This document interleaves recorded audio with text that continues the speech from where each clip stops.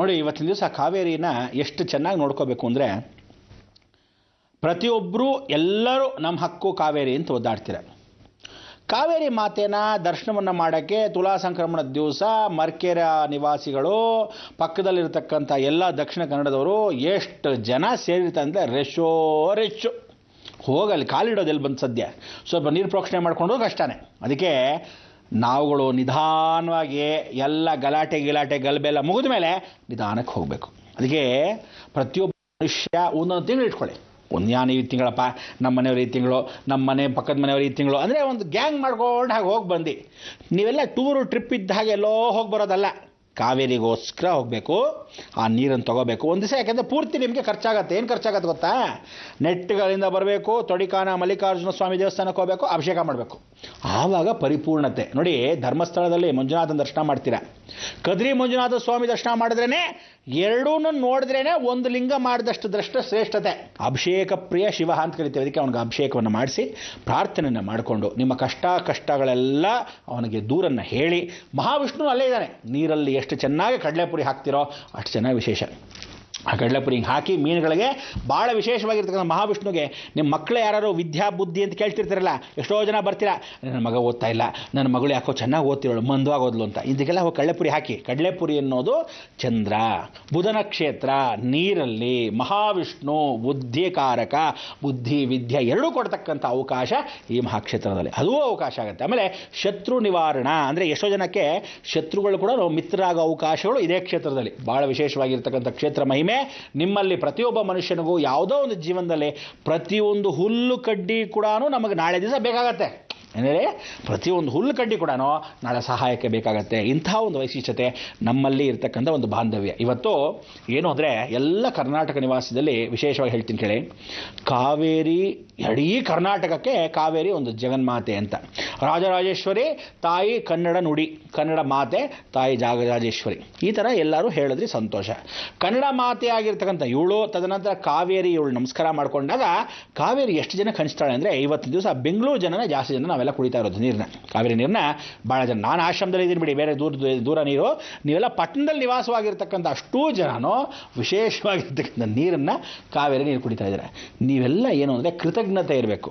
ಇವತ್ತಿನ ದಿವಸ ನಾನು ಕಾವೇರಿ ನೀರು ಕುಡಿತಾ ಇದ್ದೀನಲ್ಲ, ಅದು ಯಾವ ಕಾಲಕ್ಕೂ ಸರ್ಕಾರದಿಂದ ಬಂದಿದೆಯೋ, ಏರಿಯಾ ಕಾವೇರಿನೋ ಎಲ್ಲ ರೀತಿಯಲ್ಲಿ ಬರ್ತಾ ಇದೆಯೋ ಬೇರೆ ಪ್ರಶ್ನೆ. ನೀವು ಕಾವೇರಿ ಋಣವನ್ನು ತೊಗೊತಾ ಇದ್ದೀರ. ಪ್ರತಿಯೊಬ್ಬರೂ ನೀವು ಬೆಂಗಳೂರು ನಿವಾಸಿಗಳು ಎಲ್ಲರೂ ಹೋಗಿ ಕಾವೇರಿಗೆ ಮರದ ಭಾಗನವನ್ನು ಸಲ್ಲಿಸಬೇಕು. ಬರೀ ಮುಖ್ಯಮಂತ್ರಿಗಳು ಯಾವತ್ತೋ ಹೋಗೋದು, ನೀರು ತುಂಬೋಗಿರುತ್ತೆ, ಅವರು ಅವ್ರ ಹೆಂಡತಿ ಇಬ್ಬರು ಹೋಗೋದು, ಮರದ ಭಾಗನ ಹಾಕೋದು, ನಮಸ್ಕಾರ ಮಾಡೋದು, ಬರೋದು. ನೀವು ಅದೇ ರೀತಿ ಹೋಗೋದು, ಮರದ ಭಾಗನ ತಗೋಬೇಕು. ಅಮ್ಮ ಕಾವೇರಿ ಭಾಳ ಸಂತೋಷ ಕಣೆ, ಈ ಮರದ ಭಾಗನ ನಮ್ಮ ನಾಡಿನ ಇರ್ತಕ್ಕಂಥ ನೀನು ಎಂಥ ಒಂದು ಜಗನ್ಮಾತ. ಕಾವೇರಿ ನೀರಿಗೆ ಹಾಕಿದಾಗ ಮರದ ಭಾಗನ ಸಂತೃಪ್ತಿ.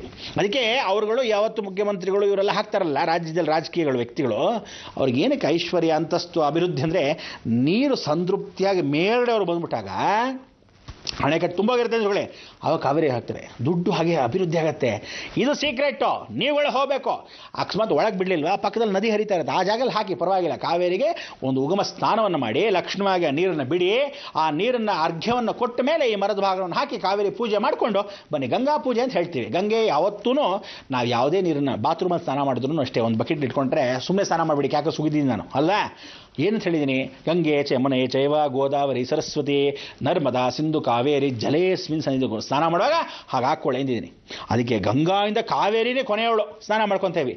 ಆ ರೀತಿ ಇದ್ದಾಗ ಅಲ್ಲಿ ಹೋಗಿ ಕಾವೇರಿ ಮುಂದೆ ಪೂಜೆ ಮಾಡಿಸ್ಕೊಳಕ್ಕೇನೋ ಲಕ್ಷ್ಮಣ ಪೂಜೆ ಮಾಡಿ ಅರಿಶಿನ ಕುಂಕುಮ ಹಾಕಿ ಗಂಗೆ ಪೂಜೆ ಎಷ್ಟು ಮಾಡ್ಕೊತಿರೋ ಶ್ರೇಷ್ಠತೆ ಅಷ್ಟೇ ರೀತಿ ಕಾವೇರಿ ನೀರು ತೊಗೊಂಬನ್ನಿ, ಮನೇಲಿ ಇಟ್ಕೊಳ್ಳಿ. ಸಂತೃಪ್ತಿ ಪೂರ್ವಕವಾಗಿ ಎಲ್ಲ ಮಕ್ಕಳಿಗೆ, ಆರೋಗ್ಯ ಇಲ್ಲದೆ ಇರತಕ್ಕಂಥವ್ರಿಗೆ, ಇವರಿಗೆಲ್ಲ ಯಾವತ್ತಂದರೆ ಈ ತುಳಾ ಸಂಕ್ರಮಣ ಅಲ್ಲದೆ ಪ್ರತಿ ತಿಂಗಳು ಸಂಕ್ರಮಣ ಅಂತ ಬರುತ್ತೆ.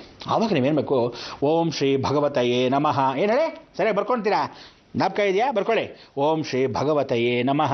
ಇವತ್ತಿಗೂ ಸುಳ್ಯನಲ್ಲಿ ಭಗವತಿ ಅಂತಿದ್ದಾಳೆ. ಸಂಕ್ರಮಣಕ್ಕೆ ಮಾತ್ರ ತಿಂಗಳಿಗೊಂದ್ಸಲಿ ಬಾಗಲು ತೆಗಿತಾರೆ, ಬೇರೆ ದಿವಸ ಬಾಗಲು ತೆಗಿಯೋಕ್ಕೆ ಸಾಧ್ಯವಿಲ್ಲ. ಅಲ್ಲಿ ಅವತ್ತೇ ತೆಗಿತಾರೆ. ದುರ್ಗಾನ ಹೇಗೆ ನೋಡ್ಬೋದು ಅಂದರೆ, ದೀಪ ಏನು ಒಂದು ತಿಂಗಳಿಗೆ ಹಚ್ಚಿರ್ತಾರೆ, ಆ ಬಾಗಲು ತೆಗೆದಾಗ ಅಷ್ಟೇ ರೀತಿಯಾಗಿ ಅಷ್ಟು ಚೆನ್ನಾಗಿ ಆ ಹೂಗಳು ಹಾಗೆ ಇರುತ್ತೆ. ಅದಕ್ಕೆ ನಾಡಿನಲ್ಲಿ ಇವತ್ತು ಶಕ್ತಿ, ವಾತಾವರಣ, ನಮ್ಮಲ್ಲಿ ನಂಬಿಕೆ ದೃಢ ಅಪಾರವಾಗಿದೆ. ಇನ್ನೊಂದು ಗೊತ್ತಾ ನಿಮಗೆ? ಹಾಸನಾಂಬ ಇನ್ನೇನು ಸ್ವಲ್ಪ ದಿವಸದಲ್ಲಿ, 2 ದಿವಸದಲ್ಲಿ ಹಾಸನಾಂಬ ಬಾಗಿಲು ತೆಗಿತಾಳೆ. ವರ್ಷಕ್ಕೊಂದ್ಸಲಿ ಆ ಊದ್ಕಡ್ಡಿ ಏನು ಹಚ್ಚಿದ್ರೆ ಹಾಗೇ ಇರುತ್ತೆ, ಪೂಜೆ ಪುನಸ್ಕಾರ ಏನು ಮಾಡಿರ್ತಾರೆ ಹಾಗೇ ಇರುತ್ತೆ, ಗೌರ್ಮೆಂಟ್ ಸೀಲ್ ಏನು ಹಾಕಿರ್ತಾರೆ ಎಲ್ಲರ ಮುಂದೆ ಕಣ್ಣು ಮುಂದೆ ಆ ಸೀಲನ್ನು ಓಪನ್ ಮಾಡ್ತಾರೆ, ದೇವರ ಮೇಲೆ ಹಾಕಿರ್ತಕ್ಕಂಥ ನಿರ್ಮಾಲ್ಯ ಹೂಗಳನ್ನು ಒಯ್ದಾಗ ಬಾಡಿರಲ್ಲ. ನೆಕ್ಸ್ಟ್ ಪೂಜೆ ಪುನಸ್ಕಾರ ಈ 10 ದಿವಸ ದರ್ಶನ ಯಾರಾದರೂ ಹೋಗ್ಬೇಕಂತವ್ರು 20ನೇ ತಾರೀಕಿಂದ ಭಾಳ ಚೆನ್ನಾಗಿ ದರ್ಶನವನ್ನು ಮಾಡ್ಬೋದು. ರೆಶ್ಶು ನುಗ್ಲಾಟ್ ಮಾಡಬೇಡಿ, ಅರ್ಥ ಆಯ್ತಾ? ನಿಧಾನಕ್ಕೆ ಹೋಗಿ, ಬಸ್ಗಳು ಬೇಕಾ ಎಕ್ಸ್ಟ್ರಾ ಹಾಕ್ತಾರೆ, ನಾವು ಹೇಳೋಣ, ನಾವು ಹೇಳಿದ್ಮೇಲೆ ಅಂತೂ ಇನ್ನೊಂದಷ್ಟು ಜನ ಜಾಸ್ತಿ ಆಗಿರುತ್ತೆ ಕುರಿ ಮುಂದೆ ಇರಲಿ. ಆದರೆ ಹೋಗಿ ಸ್ನಾನ ಪೂಜೆ ಪುನಸ್ಕಾರ ಮಾಡ್ತಕ್ಕಂಥ ವಿಧಿವಿಧಾನ ನೋಡಿ ವರ್ಷಕ್ಕೊಂದ್ಸಲಿ. ಹಾಗೆ ಕಾವೇರಿ ವರ್ಷಕ್ಕೊಂದ್ಸಲಿ, ಸಂಕ್ರಮಣ ತಿಂಗಳಿಗೊಂದ್ಸಲಿ. ಆ ತಿಂಗಳು ಸಂಕ್ರಮಣದಲ್ಲಿ ನೀವೇನು ಮಾಡಬೇಕು, ಈ ಮರದ ಭಾಗವನ್ನು ಅಥವಾ ಪ್ರಾರ್ಥನೆಯನ್ನು ಅಮ್ಮನವ್ರಿಗೆ ಸಲ್ಲಿಸಬೇಕು. ಅದಕ್ಕೆ ನೀವು ಈ ಕಾವೇರಿ ತಾಯಿನ ಸ್ಮರಣೆ ಮಾಡ್ಕೊಳ್ಳೋದು, ಸಂಕ್ರಮಣ ದಿವಸ ಸ್ಮರಣೆ ಮಾಡಿಕೊಂಡ್ರೆ, ಯಾವ ಸಂಕ್ರಮಣ ದಿವಸ ಹೋಗಿ ಭಗವತಯೇ ನಮಃ ಅಂಥೇಳಿ ನಿಮ್ಮ ಮರದ ಭಾಗವನ್ನು ಅರ್ಪಿಸ್ತಿರೋ, ಸರ್ವ ಕಾರ್ಯ ಸಿದ್ಧಿ, ಸರ್ವದಾ ಯಶಸ್ಸು, ಸರ್ವದಾ ಧನಪ್ರಾಪ್ತಿ, ನಿರ್ವಿಘ್ನಂ ಕುರುಮೇ ದೇವ. ಇದ್ದಾಗೆ ಯಾವ ದರಿದ್ರವೂ ಮನೆಗೆ ಬರಲ್ಲ. ದರಿದ್ರ ಅಂದರೆ ಎಲ್ಲ ಅನ್ಕೊಂಡ್ಬಿಟ್ಟಿದ್ದೀರಾ, ಯಾವಾಗಲೂ ದುಡ್ಡು ಕಾಸಿದ್ರೆ ದರಿದ್ರ ಅಂತ. ಒಂದು ಊಟಕ್ಕೂ ಇಲ್ಲದೆ ಇದ್ದರೆ ದರಿದ್ರ. ಒಂದು ಊಟಕ್ಕೂ ನಡೀತಾ ಇದೆ, ನಮ್ಮನೆಲ್ಲ ಊಟ ಅಲ್ಲದೆ ಇನ್ನೊಂದಷ್ಟಕ್ಕೆ ಅನ್ನದಾನ ಮಾಡೋಷ್ಟು ಶಕ್ತಿನ ಕೊಟ್ಟಿದ್ದಾಳೆ ಅನ್ನೋ ಭಾವನೆ ಬೇಕು. ಅದಕ್ಕೆ ಕನ್ನಡ ನಾಯಿನಲ್ಲಿ ಇವತ್ತಿನ ದಿವಸ ನಾವು ಏನು ರಾಜ್ಯೋತ್ಸವ ದಿವಸ ಮಾತಾಡ್ತಿದ್ದೀವಿ, ಹಾಗೆ ಕಾವೇರಿ ಬಗ್ಗೆ ಅಷ್ಟೇ ಚೆನ್ನಾಗಿ ಮಾತಾಡ್ತಿದ್ದೀವಿ. ಆಮೇಲೆ ಇನ್ನೊಂದು ಹೇಳ್ಕೊಳ್ಳಿ, ನಮ್ಮಲ್ಲಿ ನೀರಿಗೆ ಕಷ್ಟ, ಇನ್ನು ಪಕ್ಕದ ಊರಿಗೆ ಬಿಡಿ ಅಂದರೆ ಎಲ್ಲಿಂದ ಬಿಡೋಣ? ಅಕಸ್ಮಾತ್ ಜಾಸ್ತಿ ಬಂದರೆ ಅವರೇ ತೊಗೊಳ್ಳಿ ಎಲ್ಲನೂ, ಯಾಕೆಂದರೆ ಹೋದಾಗ್ತಾನೆ ಅದನ್ನು ಹೊಟ್ಟೋಗತ್ತೆ, ನಾವೇನು ಹಿಡ್ಕೊಳಕ್ಕಾಗಲ್ಲ, ಅದಕ್ಕಿಂತ ಜಾಸ್ತಿ ಅಲ್ವಾ? ಅದಕ್ಕೆ ಆದರೆ ಅವರು ಮನುಷ್ಯರೇ, ಅವ್ರಿಗೂ ಬೇಕಾಗಿರೋದೆ. ದೇವ್ರಿಗೆ ಗೊತ್ತು ಯಾವಾಗ ಜಾಸ್ತಿ ಮಳೆ ಮಾಡಬೇಕು, ಯಾವಾಗ ಕಮ್ಮಿ ಮಾಡಬೇಕು, ಯಾವಾಗ ಯಾರಿಗೆ ಸೇರಬೇಕು. ಋಣಾನುಬಂಧ ರೂಪೇಣ ಪಶುಪತಿ ಪತ್ನಿ ಸುತಾಲಯ ಅಲ್ವೇ? ಪ್ರತಿಯೊಬ್ಬರಿಗೂ ಮರದ ಭಾಗವನ್ನು ನಮ್ಮ ತುಲಾ ಸಂಕ್ರಮಣ ವಿಶೇಷವಾಗಿ ಸ್ಮರಣೆ ಮಾಡಿಕೊಂಡು ಆ ಜಗನ್ಮಾತೆ ಮುಖಾಂತರವಾಗಿ ಹೆಣ್ಣು ಮಕ್ಕಳಿಗೆ ಕೊಡಲಾಗತ್ತೆ ಅಂತ. ಆ ಪವಿತ್ರವಾದ ಕಾವೇರಿ ಏನು ಚೆನ್ನಾಗಿ ಕುಡಿತೀವೋ, ಹೆಣ್ಣು ಮಕ್ಕಳು ನಮ್ಮ ನಾಡಲ್ಲಿರ್ತಕ್ಕಂಥ ಹೆಣ್ಣು ಮಕ್ಕಳನ್ನ ಅಷ್ಟೇ ಚೆನ್ನಾಗಿ ರಕ್ಷಣೆ ಮಾಡಬೇಕು ಅಂತ ಈ ಮುಖಾಂತರ ಹೇಳ್ತಾ, ನಿಮ್ಮ ಗೌರವ ಎಂದಿಗೂ ಭಗವಂತನಿಗೆ ಸಲ್ಲಬೇಕು ಅಂತ ಹೇಳ್ತಾ ಏನು ಹೇಳ್ತೀವಿ, ಲೋಕ ಸಮಸ್ತ ಸುಖಿನೋ ಭವಂತು, ಸನ್ಮಂಗಳಾನಿ ಭವಂತು.